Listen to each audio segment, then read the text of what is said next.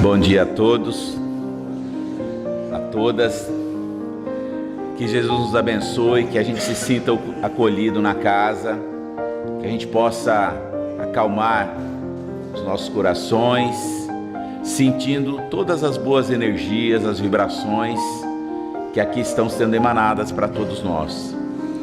O nosso equilíbrio, a nossa postura favorece muito para que a gente possa assimilar essas benfeitorias, que a gente então continue com esse padrão de vibração, com esse pensamento, com essa firmeza.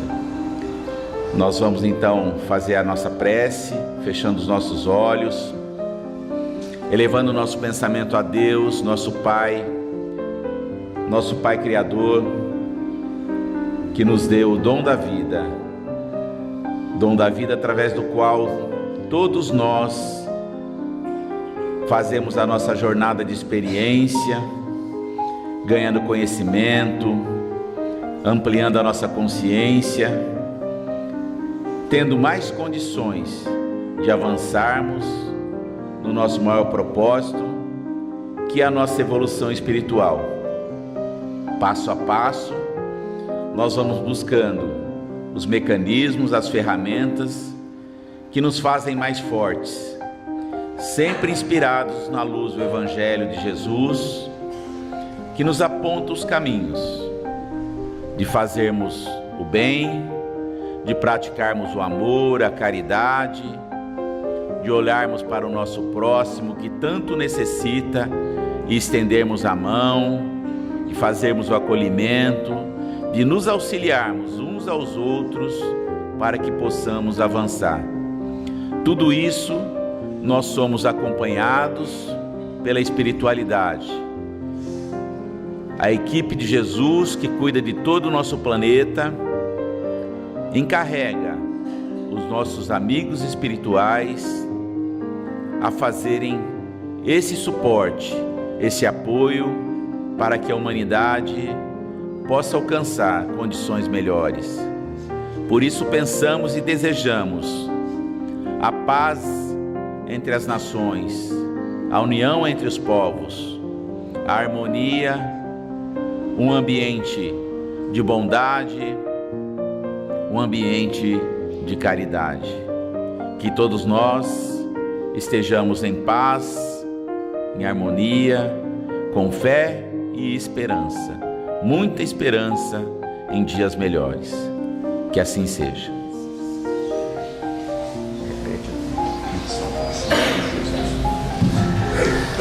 Hoje então nós teremos nosso querido Navarro, que vai aqui fazer as reflexões da manhã, e com um tema muito interessante: salvação com Jesus.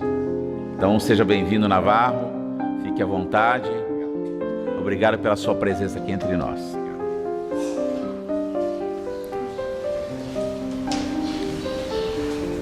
Minhas irmãs, meus irmãos, que o Senhor Jesus nos abençoe. Agradecemos a Jesus a bênção de estarmos uma vez mais aqui no Amigo Germano. Agradecemos ao Israel o convite que nos foi feito em nome da casa, pela oportunidade de trabalho. Quando se fala em salvação, é preciso entender do que se trata no sentido religioso. Salvação no ambiente das religiões é a pessoa conseguir, é o ser conseguir um estado de bem-estar pleno, de felicidade mesmo, depois da existência física. O trabalho das religiões é preparar a pessoa para uma vida futura, além da vida presente, num estado de harmonia consigo mesmo e com a criação, com a natureza. Mas para que nós possamos entender, para que nós possamos compreender o sentido de salvação no estágio em que nós nos encontramos, nós haveremos de ter que fazer um exercício de imaginação e de regressão de memória, para chegarmos às conclusões a que nos direciona o Evangelho do Senhor e a doutrina espírita. Imaginemos olhando para trás, muito para trás. Estamos olhando há 40, 50 mil anos atrás. Estamos no fim do Paleolítico Superior, adiantando-se para o Mesolítico. E a situação é complicadíssima. Estamos vivendo nas cavernas, estamos vivendo nas grutas, estamos vivendo nos abrigos naturais, enfrentando as intempéries da vida e a vida selvagem. A vida é muito difícil, a vida é dura, é complicada, não há tecnologia de nada, não há nenhum preparo que dê ao homem uma condição melhor de vida. Ele luta ferrenhamente para se proteger, para se defender, para sobreviver. O instinto de sobrevivência da espécie, o instinto de preservação da vida fala alto, e fala muito alto. O homem vive ainda da caça e da coleta. Ele só come aquilo que ele caça e aquilo que ele encontra de alimentos naturalmente oferecidos pelas condições do planeta. E o homem luta contra as adversidades climáticas. A situação é complexa. Ocorre que há 40, 50 mil anos atrás, nós, seres humanos, começamos a falar. Nós não falávamos até então nas cavernas, nós não falávamos. Nós grunhíamos, nós uivávamos, nós ruminávamos as interjeições, nós gritávamos, nós berrávamos, mas não falávamos. A fala articulada, a fala pensada surge a partir de 40, 50 mil anos atrás. E o interessante, essas informações tanto são da doutrina espírita quanto são da ciência. Essas informações são muito interessantes quando nós ouvimos André Luiz em Evolução em Dois Mundos, porque são consoantes à ciência. O homem começa a falar. Quando ele começa a falar, ele demonstra claramente uma aceleração do seu pensamento e passa a pensar continuamente. Até então, como os animais nos dias de hoje, o homem pensa fragmentadamente. Mas a partir do ambiente da fala estabelecida, o homem já começa a pensar 24 horas por dia, inclusive quando o corpo físico dorme. A atividade psíquica do espírito não termina, não se interrompe quando o corpo dorme. A atividade mental do espírito é constante. André Luiz vai nos explicar que quando nós atingimos o patamar de pensamento contínuo, um fenômeno começou a se dar na nossa natureza. Diante da situação do sono natural, biológico, o homem começou a se desprender do corpo e conhecer o mundo espiritual. Qual o mundo espiritual? Aquele próximo do seu próprio corpo. O homem começou a se desprender do corpo e conhecer uma realidade diferente do que ele tinha. Ele começou a perceber que há uma outra realidade além da realidade física. Quando voltava para o corpo físico, reminiscências vinham junto da sua consciência, já começando a mostrar a ele um sentido de lógica de uma vida que tem dois aspectos, a de encarnado e a de desencarnado. O homem começa a ter contato com o mundo dos espíritos. Nesse instante, diz André Luiz, nasce a responsabilidade.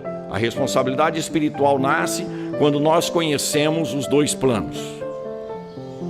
Simples assim. E aí a gente passa a estar inscrito definitivamente no a cada um é dado segundo as suas obras, na lei de ação e reação. O homem já começa a ter a intuição de que a vida não se extingue com a morte do corpo físico. E a vida é muito difícil. Então sonha ele com um patamar sempre melhor, de uma condição melhor. É da nossa natureza ter esperança, porque nós temos a noção que há uma vida que continua, consequentemente há um amanhã. Então a nossa expectativa, a nossa esperança é de que algo seja melhor amanhã. É a tendência natural dos nossos espíritos quando não estamos adoecidos psiquicamente. Ter esperança, acreditar no amanhã, acreditar no futuro. E agora temos aprendido muito facilmente que nós é que construímos o futuro. Raciocinemos. O homem está enfrentando uma situação difícil, mas ele já sabe, tanto que já está sepultando seus mortos e com alguns rituais. Em alguns lugares as pessoas são enterradas com alimentos, outros com suas riquezas, outros com representações de suas propriedades. Em alguns lugares o homem é sepultado na posição fetal, a indicar que ele vai renascer, seja numa outra vida, seja numa próxima existência aqui, e assim sucessivamente. Os processos de mumificação no Egito eram na tentativa de preservar um corpo para quando o espírito voltasse, tivesse ele aqui um corpo que ele já havia utilizado. O raciocínio é muito lógico no sentido de que existe um amanhã e uma vida que continua. Ora, da mesma forma que hoje nós tentamos nos adaptar às regras da natureza, ao clima, às intempéries ou às possibilidades naturais, o ser humano desta época também tentava, com todas as suas forças, descobrir como é que se fazia para viver melhor. Esse é o primeiro aspecto da religião, segundo os estudiosos de religião. É a religião de integração, onde a criatura tenta se integrar à obra do Criador, onde a criatura tenta entender a fenomenologia, onde a criatura tenta se encaixar num mecanismo que não foi ele que fez. O homem, nessa época, já fazia algumas poucas roupas, algumas instrumentações de caça, algumas instrumentações de uso pessoal, mas ele não fazia a chuva, ele não fazia o vento, ele não fazia as tempestades, ele não fazia brotar frutos nas árvores. Então alguém estava fazendo isso. É a ideia que surge: tudo aquilo que o homem não faz, alguém deve estar fazendo. Rapidamente o raciocínio se transforma, através da imaginação, numa ilustração. Tudo aquilo de bom que acontece em minha vida é feito por seres invisíveis bons. Tudo aquilo de ruim que acontece em minha vida é feito por seres invisíveis maus. O homem começa a direcionar o seu raciocínio no sentido de identificar quem gera as forças que modificam as suas vidas. O homem quer descobrir do que se trata. Então agora ele já sabe, fenomenologia existe, não depende de mim. Tem dia que eu dou sorte e acho comida farta. Tem dia que eu dou azar e eu sou comida dos animais. Hoje eu sepulto os mortos, amanhã alguém vai me sepultar. O raciocínio é nessa direção. Então o homem está se integrando à natureza, mas ele já identificou que a fenomenologia tem raízes na espiritualidade, na invisibilidade, e ele cria então a ideia de deuses, muitos deuses, o que a mitologia vai trazer para nós fartamente: Deus da chuva, Deus da guerra, Deus do sol, Deus do mar, Deus da agricultura, Deus disso, Deus daquilo. Deuses para todos os tipos de atitudes, de ações e de fenômenos que ocorrem na Terra.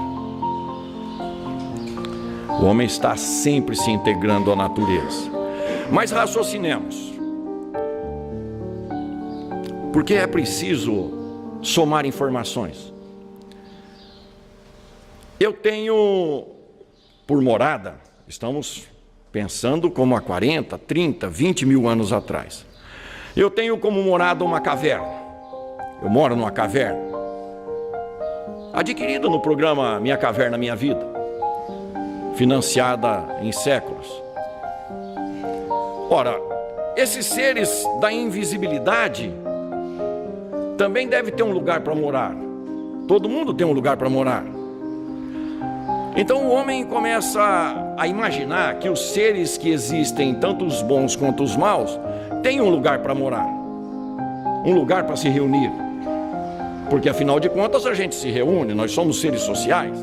Ora, pensa o homem, o ser humano, onde moram os bons, os deuses bons. É preciso dar um nome para esse lugar. Qual é o nome que vamos dar na região do invisível, onde moram os seres bons? Céu. Céu. Quem deu esse nome? Os seres humanos, moradores das cavernas, ou depois já da pedra lascada, ou agora do Neolítico, a idade dos metais. Enfim, nós criamos uma designação. Ora, da mesma sorte, os espíritos, deuses, que promovem o mal, é preciso dar um nome para o lugar onde eles moram. Inferno. Já está identificado. Os bons moram num lugar chamado céu, e os maus moram no lugar que se chama inferno. Mas os bons só produzem coisas boas. Então o lugar que eles moram deve ser muito bom, porque um fica dando coisas boas para o outro. Os maus, os maus são maus por natureza, porque se nos prejudicam, se nos agridem, se nos fazem sofrer, entre eles também deve ser uma balbúrdia. Então esse lugar que eles moram deve ser horrível, tenebroso, de sofrimento. Já está designado do que consta céu e do que consta inferno. Quem está falando isso?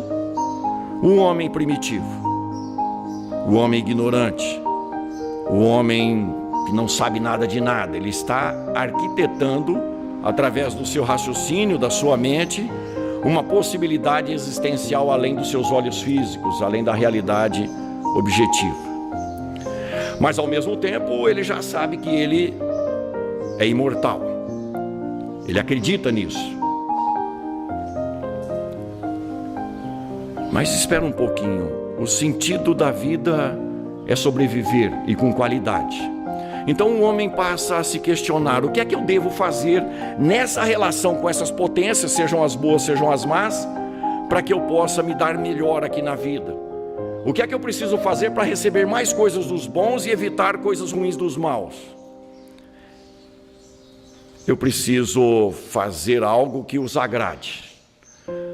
E como nós sempre gostamos, até nos dias de hoje, de ganhar presentes, de ganharmos mimos, o homem achou que se ele desse presente para os deuses, tanto os bons quanto os maus, ele conquistaria a amizade, o coleguismo, o respeito, o carinho dos invisíveis. Então o homem começou a oferecer coisas, tanto para os bons quanto para os maus.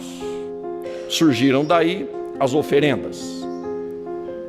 Esse é o segundo aspecto do desenvolvimento religioso da humanidade, o de servidão às potências espirituais.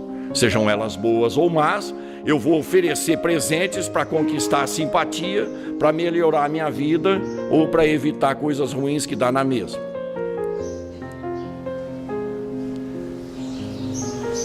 A princípio, presentes pequenos, mas a coisa continua difícil, então nós vamos aumentando a qualidade do presente, da oferenda, até que chega um ponto que o máximo que nós podemos dar são vidas. E a princípio de animais, chegando no topo do raciocínio, os deuses só serão aplacados em suas iras com o sacrifício de vidas humanas em nome das nossas necessidades. E a pergunta que se faz então é: nos dias de hoje, aqui na Terra, em pleno século 21, ainda existem oferendas?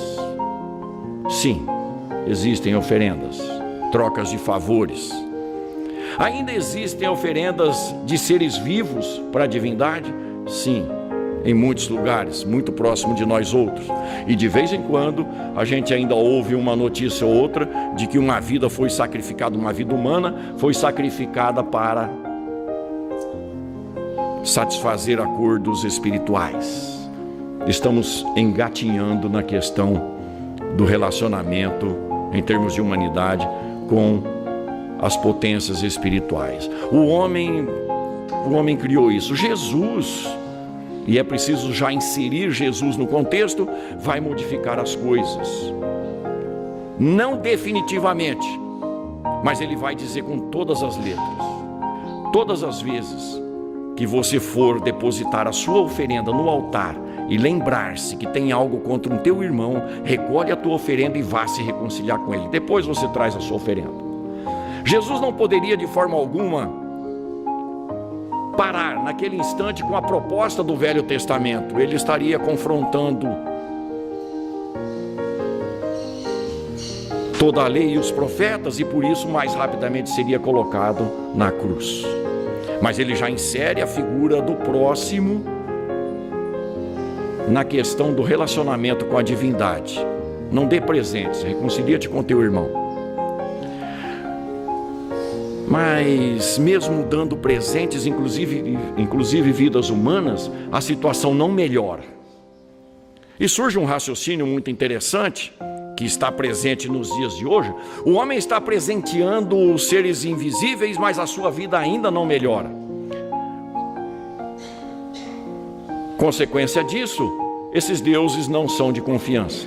Eu estou dando presente para eles e eles não estão me dando o que eu quero, o que eu preciso. Do que se trata? Bom, de agora em diante eu só vou dar presente para eles se eles me derem o que eu quero primeiro. Como se chama esse mecanismo? Promessa. Primeiro você me dá isso, depois eu te dou. Você não é de confiança, queria dizer o homem. E existem promessas em nossos dias hoje, até com os espíritas. Dr. Bezerra, Chico Xavier, Emmanuel, André Luiz. Me socorre que eu faço sopa lá no centro 6 meses seguidos. Me socorre que eu dou tanta cesta básica lá para os carentes do centro. É um mecanismo absolutamente natural em nós, por conta de ter sido trabalhado milhares e milhares de anos. Nós achamos que é preciso dar coisas para a divindade para satisfazê-las. E nós fazemos promessa para Deus: me dê isso que eu vou a Aparecida do Norte a pé. Ou me dê isso que eu deixo de comer carne 6 meses. O que isso muda a essência de Deus, causa primária de todas as coisas? Não muda nada. O que quer que eu for dar a Ele é dele. Mas é o segundo aspecto que surge e ainda está presente em nós: trocas. Trocas. Por último, nós vamos chegar então no aspecto terceiro, que é o da salvação. Por quê? Porque o homem sabe que ele vai morrer. E ele já sabe que ele sobrevive à morte do corpo físico. Seja através do desprendimento do corpo físico, seja através da morte mesmo. E André Luiz, é muito interessante essa informação. André Luiz fala para nós que quando a gente desencarnava nas cavernas, a gente não saía de perto do ambiente social no qual nós nos encontrávamos. Porque estando numa região desconhecida, se era desconhecido a terra, imagina o mundo espiritual, disforme ainda para o entendimento do ser. O homem buscava, quando desencarnava, ficar constantemente junto dos encarnados que eram parte da sua vida social, já numa expectativa de retornar. Nos dias de hoje, muitas pessoas tiram as suas próprias vidas para fugir das dificuldades da vida. Ainda existe no mundo dos espíritos, e existia em maior intensidade, os espíritos que queriam fugir de lá, por conta do aconchego aqui, por conta da presença de seres junto, por conta de um colo materno, de uma proteção social.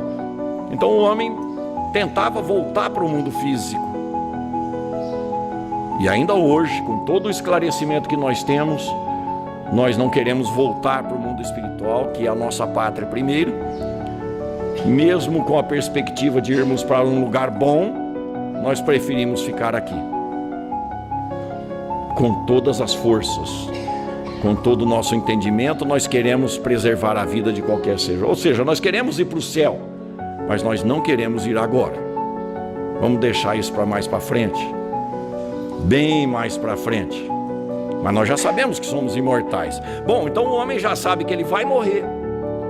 E a pergunta que se faz é, fundamentado na perspectiva de que há 2 lugares, céu e inferno, um é bom, o outro é ruim, e eu sei que eu vou morrer. A pergunta então é: para onde eu vou? Eu vou para o lado dos maus ou eu vou para o lado dos bons? E aí é preciso dar uma solução. E o instinto de conservação, o instinto de preservação, a busca pelo bem-estar constante, objeto de vida de todos os seres vivos, eu preciso dar um jeito de ir para o céu.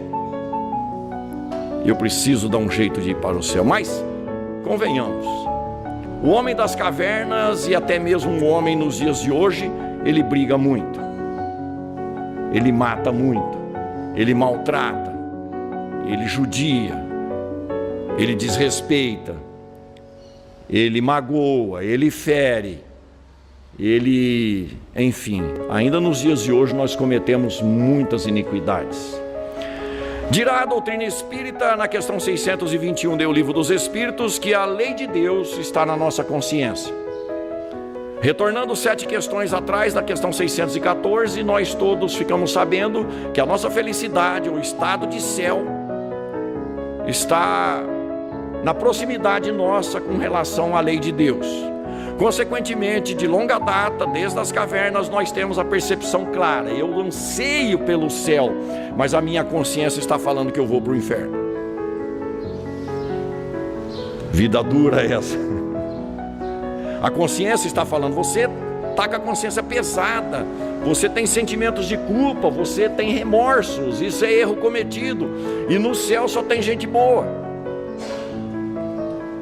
Resumindo as coisas e trazendo já para o nosso dia a dia, quais são as justificativas para conseguirmos o céu? Dias de hoje: aceite Jesus e você será salvo.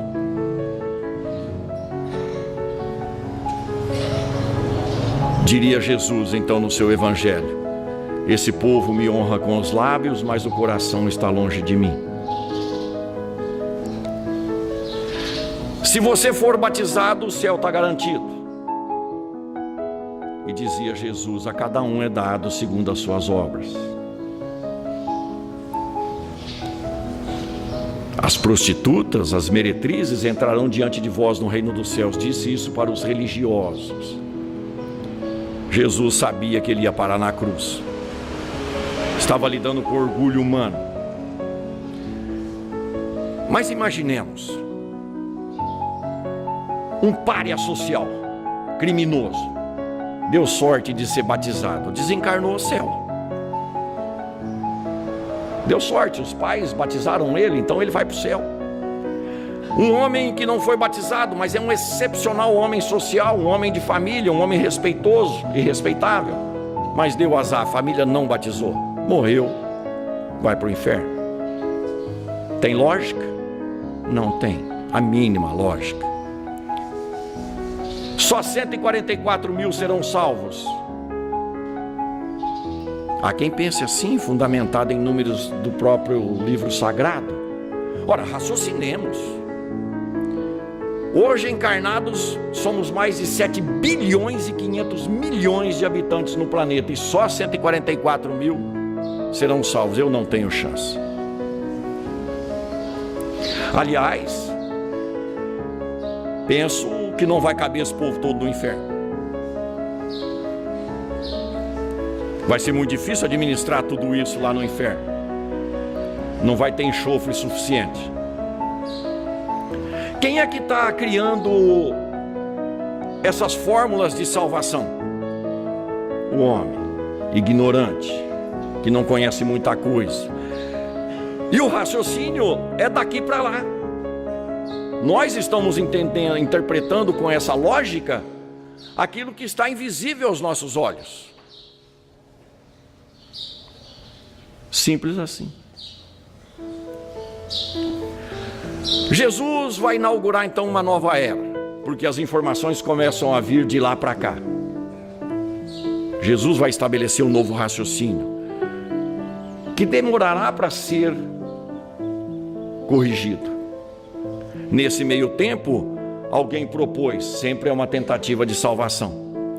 Eu não sou tão bom o suficiente para ir para o céu, mas também não sou tão mal para ir para o inferno. Para onde é que eu vou? Essa questão foi proposta. para onde eu vou ou para onde vão os mais ou menos?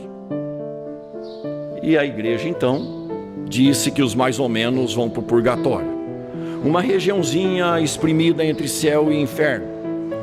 Se lá no purgatório você tem um bom comportamento, você, depois de um certo tempo e com a avaliação positiva, você vai para o céu, se não, inferno. Para quem teria Deus então feito o inferno? Para quem? Se há um Deus e se o inferno teria sido criado por Ele, para quem Ele criou? Para os que amam. Deus criou o inferno para os que amam. Porque imaginemos que você ou eu tenhamos por bênção adentrar o céu, mas um filho seu não. Seu filho deu azar e ele foi parar no inferno. Qual é a sua ideia? Qual é a minha ideia? Eu não vou consegui-lo tirar do inferno, então eu vou lá ficar com ele para consolá-lo, para ampará-lo. Então o céu é feito para os que amam, consolar os sofredores. Significa dizer que todo mundo vai para o inferno, tanto os bons quanto os maus. Um dia tomei a liberdade de perguntar por um amigo, hoje pastor evangélico, pessoa excepcional. O que acontece diante dessa circunstância? Você vai para o céu e um filho seu vai para o inferno. O que acontece? Quando nós vamos para o céu, Deus faz a gente esquecer aqueles que estão no inferno. Eu falei, meu Deus, eu não esquecer meus filhos? Esquecer um ex-marido, vá lá, mas um filho? Não é possível. Então a lógica mais razoável nos indica que isso não pode ser verdade. E não é verdade. E Jesus desmistifica isso tudo com muita facilidade. Primeiro vai lembrar Jesus que há mais alegria no céu por um que se arrepende do que 99 que não precisa. Significa que qualquer um que se arrepender, em qualquer estágio que se encontre, seja de céu, seja de inferno, aliás, seja de inferno nas suas mais variadas condições, qualquer um que se arrepender terá imediatamente a possibilidade do céu. O céu trabalha para o sofredor, para o devedor, para o pecador. É isso que disse Jesus. Eu vim em busca das ovelhas perdidas da casa de Israel, dar salvação a elas. Eu vim para os sofredores, eu vim para os devedores, eu vim para os maus, são os doentes que precisam de remédio. Jesus é taxativo, o céu trabalha para nos recuperar. Então todos nós teremos chance, em maior ou menor tempo, de nos renovarmos, porque essa é a mecânica da salvação para todos nós, para dar um futuro melhor, seja nessa própria vida que a doutrina espírita esclarecerá a respeito, seja na vida futura, adquirindo possibilidades novas no céu. Mas Jesus trará a chave do entendimento quando ele diz textualmente: aquele que quiser salvar a sua vida vai perdê-la, e aquele que quiser perder a sua vida por amor de mim vai ganhá-la. O que quer dizer Jesus? Egoísta não entra no céu. Se eu quiser salvação só para mim, eu não tenho direito ao céu. Eu só terei direito ao céu se eu der o céu para as pessoas que convivem comigo. Porque salvação é céu. Salvação é uma sensação de bem-estar, no máximo possível que possamos entender o que é a sensação de bem-estar. É felicidade pura. Então, se eu tenho o desejo de felicidade, ela só virá pela felicidade que eu der, que eu fomentar, que eu criar na vida das pessoas. Com Jesus, salvação surge na presença do próximo. Do próximo. Não há salvação se não for pelo próximo. Não há salvação a não ser pela bênção concedida ao próximo. E nós estamos bem distante disso. mesmo porque nós ainda somos chegados no inferno. Quando a vida se complica um pouco, quando as coisas estão numa balbúrdia, qual que é a primeira interjeição? O inferno que está a minha vida. As crianças dão um pouco de trabalho lá dentro de casa, mas que inferno, esse capeta não dá sossego. Alguém causou um certo constrangimento em nós, a gente tem vontade de mandá-lo para o inferno, até aí falta caridade, porque a gente manda ele para o inferno, mas manda logo para o meio do inferno, que é onde está mais quente, tem mais gente. Nós gostamos desse tipo de atitude, de palavreado, de sentimento, e queremos o céu. E Jesus estabelece o céu dentro de nós, a partir das nossas conjunturas humanas, a partir da nossa lógica humana. Jesus vai dizer que céu passa pelo próximo, sempre pelo próximo. Eu só vou conquistar aquilo que eu der. Então, onde começa o céu? Primeiro dentro de mim mesmo. Dirá a doutrina espírita na questão 922 que a felicidade possível de ser vivida aqui na terra, ou seja, o céu que já pode ser conquistado na terra, é relacionado a algumas condições. A posse do necessário, materialmente falando, porque todas as vezes que eu não me adaptar ao mecanismo natural no qual estou envolvido pelo meu projeto reencarnatório com as coisas materiais, eu perco o sossego, eu perco a tranquilidade, eu entro em um estado de inferno dentro de mim mesmo. Então é preciso aprender a lidar com as coisas materiais, diz a doutrina espírita. É o primeiro aspecto da felicidade possível na terra, de ter um céu na terra. O segundo aspecto é justamente o da consciência tranquila. Quanto mais tranquila estiver a minha consciência, mais feliz eu me sentirei.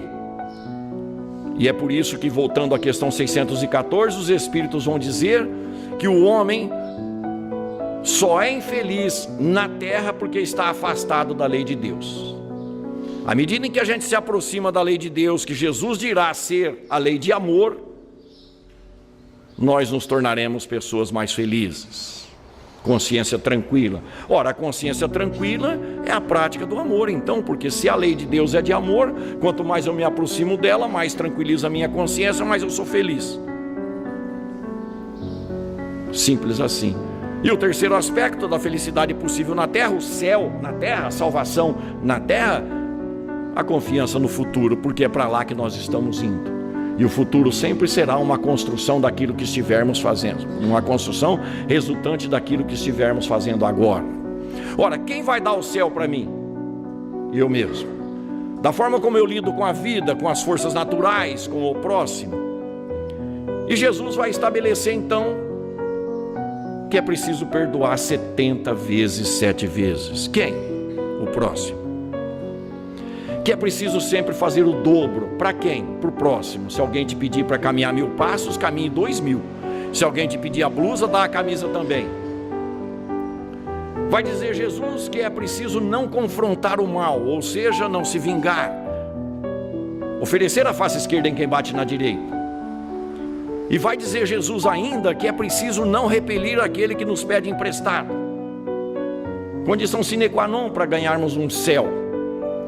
Não repelir aquele que pede emprestado significa, nos dias de hoje, não necessariamente, talvez sempre, não necessariamente dar coisas materiais quando são pedidas emprestado, não. Mais do que isso, as pessoas hoje pedem emprestado de nós outros um pouquinho mais da nossa atenção. Nós que estamos todos perdidos com esses celulares nas mãos, conversando com quem está longe, não estamos dando atenção para quem está perto.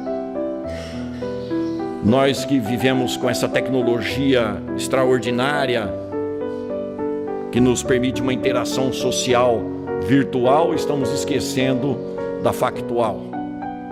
E isso faz muito mal, porque sentamos à mesa, hoje é dia. Prestem atenção na casa de vocês, porque já fiz isso na minha. Estamos reunidos numa mesa de almoço de domingo, onde se reúne a maior parte dos membros da família, e uma grande parte, para não falar a maior parte, está se relacionando naquele instante da comida com o virtual, esquecendo de quem está presente. E olha que nós ansiamos para ser felizes, por ser felizes. Alguma coisa está errada. É preciso priorizar o próximo, porque é através do próximo que nós adentraremos o reino dos céus, que está dentro de nós mesmos, segundo Jesus. Fácil concluir com Jesus que fora da caridade não há salvação. E é por isso que Allan Kardec vai estabelecer esse paradigma para os espíritas através do capítulo 15 do Evangelho segundo o Espiritismo. Fora da caridade não há salvação. E não existe caridade se não existir o próximo, a figura do próximo. E onde estão os próximos mais próximos de nós outros? Dentro de casa. O céu se constrói dentro de casa, paulatinamente, reconciliando com o adversário enquanto estamos a caminho com ele, e seguindo todas as demais orientações do Senhor Jesus. Não haverá céu enquanto houver um litígio em andamento em nossas existências com quem quer que seja. Não haverá céu enquanto nós não dermos a possibilidade da pessoa que convive conosco viver no céu. E a gente vive implicando, a gente vive cobrando, a gente vive exigindo, vive acusando, vive condenando e queremos ir para o céu. Não damos o céu e queremos ir para o céu. Jesus, aos religiosos da época, também disse: vocês não adentrarão os céus, e não estão deixando ninguém adentrar, porque continuam ensinando coisas erradas. Com a doutrina espírita tudo muda, mas muda com Jesus. O capítulo 15 do Evangelho segundo o Espiritismo é muito interessante. Todos são, mas há um detalhe que chama a atenção. Neste capítulo, fora da caridade não há salvação, Allan Kardec não coloca uma única letra pessoal dele. Não há comentários de Allan Kardec. Há inserida no capítulo a parábola dos trabalhadores da última hora, ou os trabalhadores da vinha. E imediatamente Kardec inicia as instruções dos espíritos. Por que Kardec fez isso? Para não tomar interpretação nossa, permitam-nos, para não direcionar com o seu raciocínio aquilo que deveria vir dos céus, porque se até agora a gente está interpretando o céu e o inferno olhando daqui, Kardec quer que ele se estabeleça de lá para cá. Daí Kardec criar a obra O Céu e o Inferno, porque quem fala de céu e inferno em melhores condições, com conhecimento de causa, os espíritos desencarnados que habitam o céu, que habitam o purgatório e que habitam o inferno, e todos eles são unânimes. Céu é o próximo. A chave do céu para você é o próximo. Nós espíritas temos a possibilidade de entender isso fartamente, porque as instruções dos espíritos do capítulo 15 são esclarecedoras, e nós nunca poderemos alegar desconhecimento, nunca, em função daquilo que já aprendemos. Mas se tivermos alguma dúvida, é só ir lá neste capítulo 15 para descobrirmos que fora da caridade não há salvação. Só isso. Aliás, perdão, preciso fazer uma corrigenda. Dever de consciência. Essa questão do capítulo 15, as orientações existem sim de Kardec, não existem no capítulo 20, que é os trabalhadores da última hora, o direcionamento. Kardec trabalha o termo da caridade. Nosso anjo da guarda deve estar brincando aqui com o nosso entendimento para a gente fazer a correção. Mas no capítulo 15 fica muito claro o que é que nós precisamos fazer aqui na Terra. Lembrando ainda que no capítulo 20, e daí a nossa rememoração, no capítulo 20 que vai surgir a obrigação nossa de cada dia, quando Kardec traz para nós como instrução dos espíritos, não só como se identifica os obreiros do Senhor, que serão aqueles que vão construir o céu na terra, o céu na terra que começa com o mundo de regeneração, quanto vai falar também da missão dos espíritas diante desse panorama todo. Existe um panorama, existe uma obrigação natural. Está lá no capítulo 20, para nós compreendermos.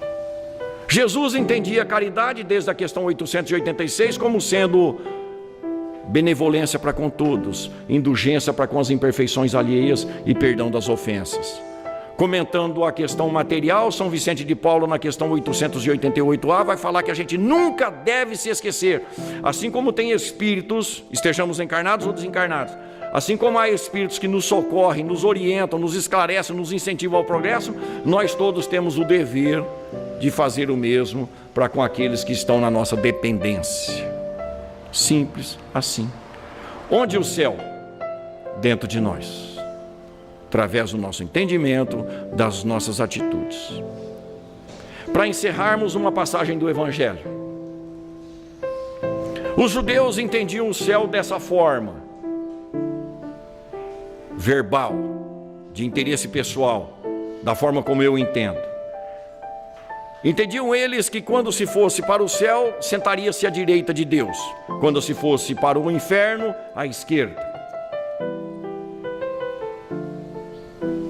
E Jesus vai dizer então, para aqueles que vão ao céu: passai à direita, benditos de meu Pai, porque eu tive fome e me destes de comer, eu tive sede e me destes de beber, eu estive nu e me vestistes, eu estive doente e foste me ver, eu estive preso e foste me visitar, fui estrangeiro em vossa terra e me hospedastes. Senhor, quando foi que te fizemos isso? Quando fizeram um dos meus mais pequeninos irmãos.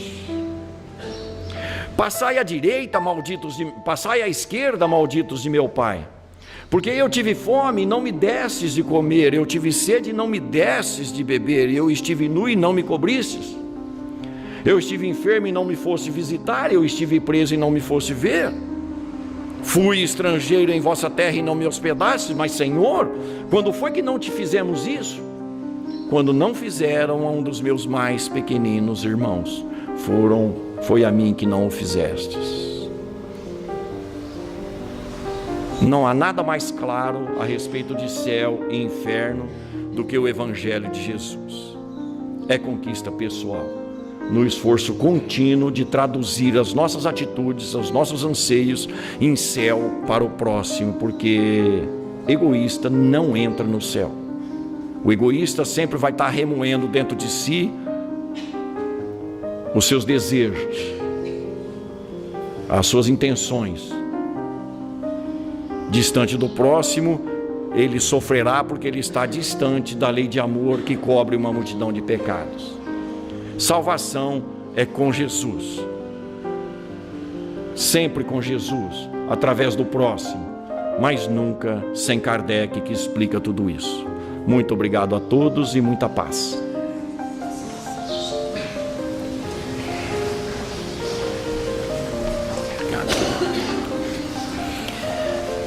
Então, com esses momentos importantes de reflexão, vamos fechar os nossos olhos, agradecendo essa oportunidade e olhando para dentro de si, cada um de nós buscando esse reconhecimento interno de que todos fomos criados por Deus e que todos nós temos os nossos compromissos, alertados que somos pela espiritualidade e pelo Evangelho, de que o nosso próximo é o nosso alvo maior. Aquele que está ao nosso lado deve ser o nosso olhar, receber o nosso carinho, o nosso gesto de amor, mas principalmente o nosso gesto de perdão. Devemos perdoar, limpar o nosso sentimento, buscar avançar e sempre estarmos colocando as nossas energias em favor do nosso próximo. É aí que está a caridade, que recebamos forças e energias para sermos cada vez mais homens caridosos, mulheres caridosas, que a humanidade se transforme com o Evangelho de Jesus. Que assim seja.